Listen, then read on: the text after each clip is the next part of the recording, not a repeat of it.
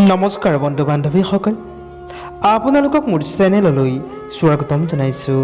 বন্ধু বান্ধৱীসকল, ভগৱান শ্ৰীকৃষ্ণই কোৱা এই দুটি কথা মনত ৰাখিলে জীৱনত সুখী হৈ থাকিব পাৰিব। তাৰেই দুটামান কথা লৈ আপোনালোকৰ ওচৰত উপস্থিত হৈছোঁ। সেয়েহে বন্ধু বান্ধৱীসকল, যিসকল লোকে এতিয়াও মোৰ চেনেলটো ছাবস্ক্ৰাইব কৰা নাই তেনেহ'লে সোনকালে ছাবস্ক্ৰাইব কৰি দিয়ে যেন, আৰু লগতে থকা বেল বুটানটো টিপি দিব যাতে মোৰ নতুন নতুন ভিডিঅ'সমূহ আপোনালোকে ন'টিফিকেশ্যনৰ দ্বাৰা পাই গৈ থাকে। তেন্তে আহক বন্ধুসকল, আমি ভিডিঅ'টো আৰম্ভ কৰোঁ।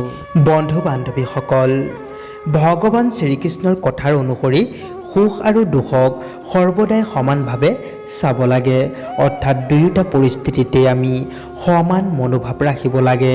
দুখৰ ক্ষণতো আমি বিচলিত নহৈ নিজৰ ভাৱ, নিজৰ দিনচৰ্যা, নিজৰ কৰ্ম আৰু নিজৰ ব্যৱহাৰক আগৰ দৰে ৰাখিব লাগে আৰু এনেদৰেই সমানভাৱে জীৱনত আগবাঢ়ি যাব লাগে।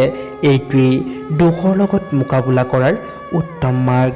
যিজন মানুহে এই কথাটো ধ্যান ৰাখে তেওঁক নিজৰ দুখৰ পৰা মুক্তি নিশ্চয়কৈ প্ৰাপ্ত হয়।